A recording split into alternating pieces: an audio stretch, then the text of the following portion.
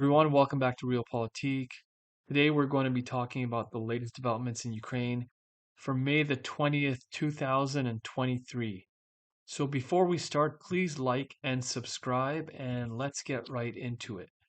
So President Zelensky has visited the city of Jeddah in Saudi Arabia to take part in the Arab League summit. Now, this summit this year is notable because it's the first year in over a decade that Syria is has rejoined the Arab League, which Syria actually founded decades ago, but they were kicked out when the Syrian civil war started. And this year, for the first time in over a decade, the Syrian President Bashar al-Assad took part in the summit.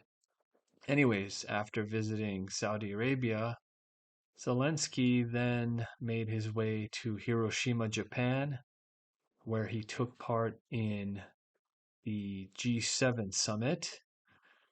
And this is the seven most developed countries in the world, or with the largest economies. It used to be the G8. Russia used to be a part of it, but not anymore ever since 2014. And ever since Russia took Crimea. And Ukraine is invited, even though Ukraine has a tiny war-ravaged economy. And realistically, Ukraine is going to have to pay back its loans, specifically to the West, probably for decades to come. I would say probably more than 50 years, unless there's some kind of economic miracle, because the UK just finished paying off their World War II loans just a few years ago. So, anyways, let's go to northeastern Ukraine and close to the settlement of Kupiansk, 7 kilometers away. The Russians last week, they took the settlement of Masyutivka right here. I've colored it in blue. And you can see the map right here. Rybar is also drawn. The Russians recently took over Masyutivka and they established something of a bridgehead just west of the Oskil River, which is alarming for the Ukrainians. It's also alarming for the Ukrainians because they're slowly but surely getting closer to Kupiansk, and you never know when the Russians might activate this front and actually go for it. Anyways, as you can see here, there's a picture engagement of Armed Forces of Ukraine munition depot. So recently, Russia has been going on a rampage, destroying ammunition depots left and right. This week, they've probably destroyed dozens. About 4 days ago, in the city of Ternopil, and to the east a little bit, the city of Kamenetsky. I mean, in Kamenetsky, in both those cities, there was huge mushroom clouds, multiple. In Kamenetsky, there was probably the largest explosion we've seen during this war. I covered this in a previous video. But anyways, let's talk about Bakhmut. So let's go over to Bakhmut. So the Russians have essentially taken Bakhmut. Bakhmut has fallen. The Ukrainians have been forced out, muscled out of the center of the city. And right now they're just on the outskirts. So the Russians recently, I'll just actually show you the progress that they made. So let's go back in time about a week.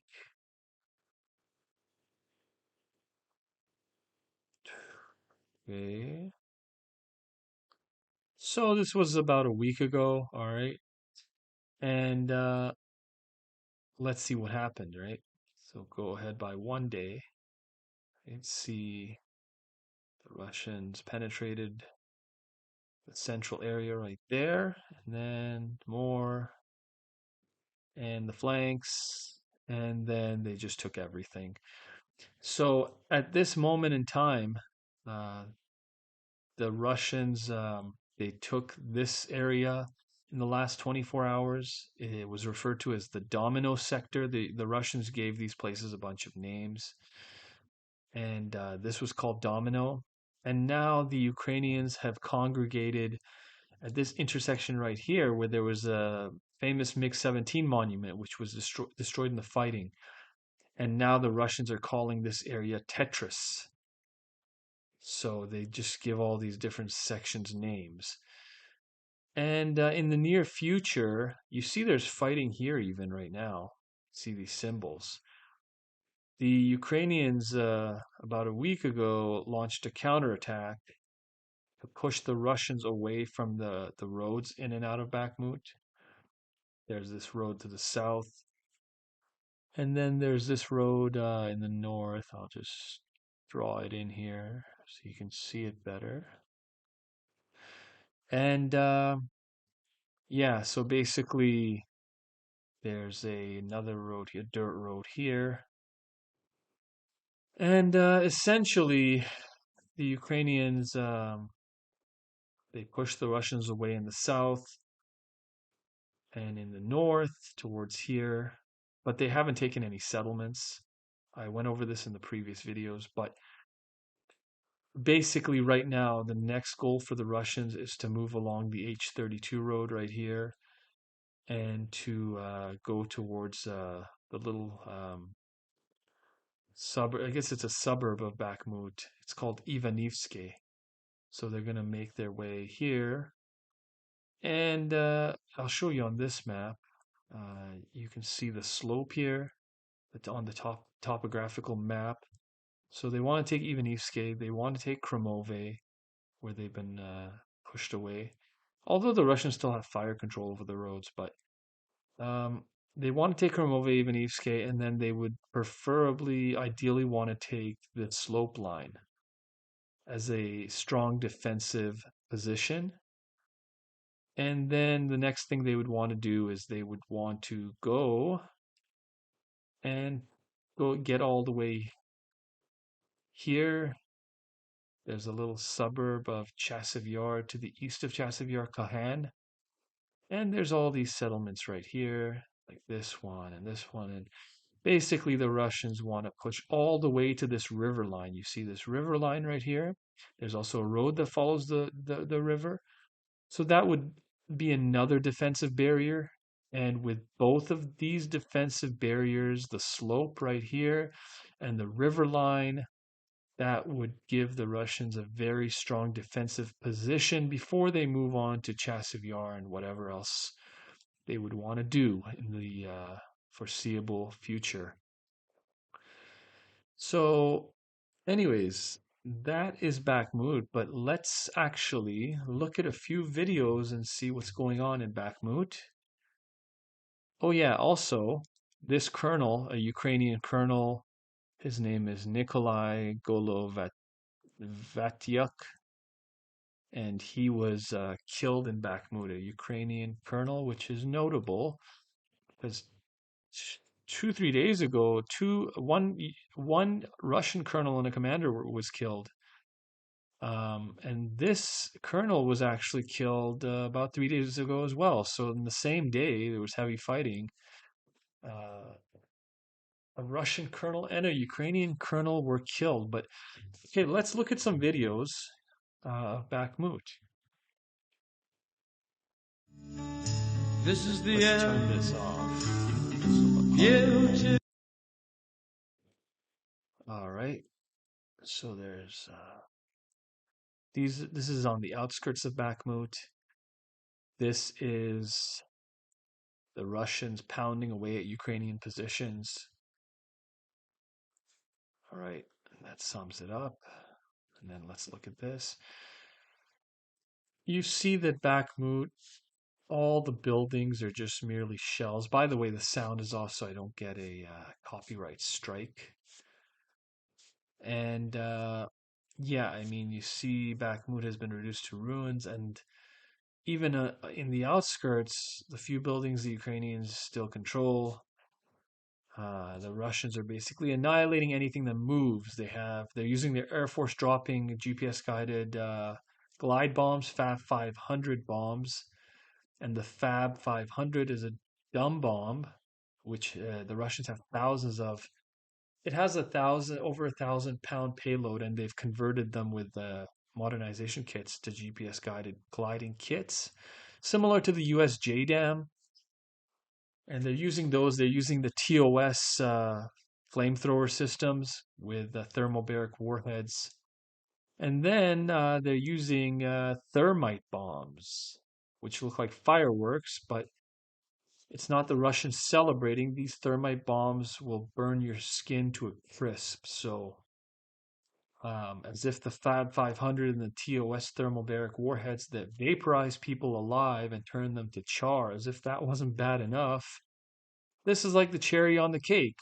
They basically, if anyone's left or is trying to escape, they're roasted alive. And here, let's look at this video right now.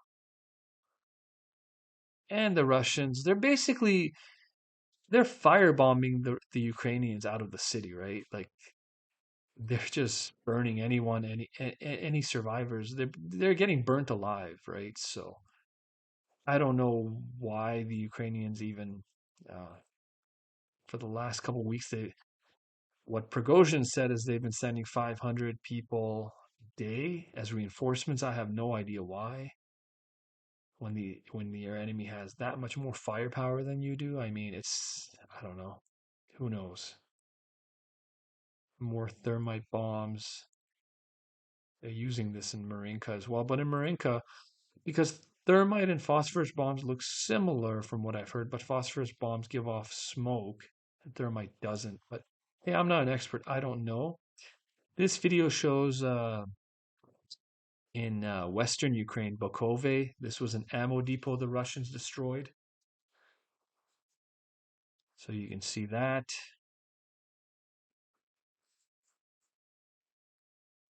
And I will show you where Bokove is. It's all the way. And by the way, notice the last couple hours, aerial siren alerts, aerial threat alerts have gone off all over Ukraine. Russia has launched for 5 days in a row now, 4 or 5 days in a row. They've been launching a barrage of missile and drones all over Ukraine. Like, look at this. Pavlograd drones, Dnipro, um, near Zaporizhia, settlement right here by the front lines. I mean, it's everywhere. But anyways, that footage I just showed you, it is right here. It is. Just give me a second here. Where the heck is it? Oh, here. So yeah, it's right here. Bokove. Bokove. Bokove. It's Bokove. It's a little settlement. Let's look at that again.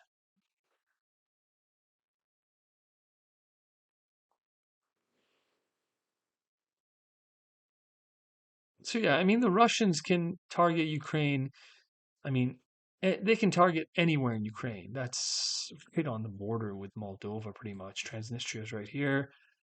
There's 6,000 Russian peacekeepers there too. And there are rumors that the Ukrainians have their eyes on Transnistria um, for the ammunition and whatnot, which would make sense because, I mean, the Russians have destroyed a lot of Ukraine's ammunition, right? Also, notably, in the last 12, 24 hours, the Ukrainians have launched drone attacks. I'll show you this. This is from Rybar, from Kryvyi Rih, which was also targeted last night, and from Odessa. They launched several Mugen 5 drones. These are commercially available Chinese drones. Anyone could buy them. They rig them with explosives and send them on their way. The Russians say they shot down all of them. But there's something else I should mention. Oh yes, where was it? Mariupol. Mariupol, you see these symbols right here. The Mariupol, um, the airport was attacked with a missile strike. And let me show you what that looked like. So the Ukrainians say they targeted a Russian ammunition depot. But the thing is, I mean, for every one that the Ukrainians hit, the Russians seem to be hitting more than a dozen. And like I said, in Khmelnytsky to the west and Ternopil, there were like half a dozen or so, four or five huge mushroom clouds in those cities. And Kremenitsky, my pronunciation is bad, but um, right here to the west, I mean, there was just a humongous mushroom cloud. It looked like a nuclear strike, for God's sake. Like, I showed it in one of my previous videos. But anyways, yeah, something else I should mention. Uh, so it seems like Zelensky's he's going around and from Saudi Arabia to Japan, all over the world in Europe, asking for weapons and support, and it seems to be paying off. According to this article, the U.S. and its allies plan to provide Ukraine with F-16 fighter jets, official says. So, a few things about this. First of all, I don't really understand why they're giving Ukraine these advanced weapons in piecemeal, like, you know, piece by piece, like the Bayraktar, the HIMARS, then the M777s were supposed to turn the tide. And then every time they say this will turn the tide. And then Storm Shadow missiles. But here's the thing, when they give it to Ukraine piece by piece over a long period of time, that allows Russia to basically deal with these weapons one weapon at a time, piecemeal, right? I mean, if they were, I don't understand why, like logically speaking, why didn't they just give Ukraine all these weapons at once, right? That would have made more sense, right? But, anyways, and another thing is they announced they're going to give it to them, so then that basically takes away the element of surprise.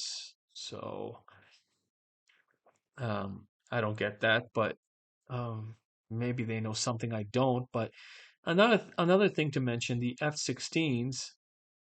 I'll just play this video while I talk. So the F-16s, this is the G7 meeting in Hiroshima. So the F-16s, it takes 9 months of training, and that's after pilot already has thousands of hours and basic training, basic pilot training already, experience already. Now the Ukrainians have pilots on standby that have experience with MiGs, MiG-29s, and Sukhois, notably. But here's the thing. Uh, See, NATO's done this before. The Warsaw Pact nations, like former Warsaw Pact nations like Poland, Romania, they had pilots that had to transition from, Sukhois or MiGs to F-16s or other Western fighter jets, right? Other Western platforms. The issue is that trainers do not, they say it's better to get a pilot with a clean slate, and that it's much harder to train a pilot that has previous experience, especially with Soviet jets, Soviet platforms, because they're two different platforms, two different uh, ways of thinking, the way the weapons are designed and function. So the problem is that when these pilots are put under pressure, they're very competent pilots, they're very skilled, but when they're put under pressure, they fall back, they revert to their muscle memory. They revert to what they know. And so when they panic, they scramble in a high pressure, and that's stumbling again. Biden half the time he doesn't know where he is, half the time he stumbles. But anyways, yeah, when these pilots, when they're under a lot of pressure in a do or die situation, they automatically start, like, their muscle memory goes back to those MiGs or those Sukhois, right? That's just you know because they've got years on those platforms, and it's a different platform. So yeah, they prefer they don't like to have to train MiG or Sukhoi pilots. Just thought I'd mention that. That's Zelensky in Saudi Arabia, by the way. Anyways, yeah, so one other thing. Did I mention this already? I think I mentioned this, that the Russians near Kupiansk, they've taken the settlement. Did I mention the Ukrainians launched a counterattack and the Russians repulsed it? I think I forgot to mention that. But anyways, yeah, the Ukrainians launched a counterattack, and the Ukrainians launched a counterattack, and the Russians reportedly repelled it. And there's a lot of activity here. Anyways, that's it for today, guys. Please like and subscribe. I will see you guys in the next one.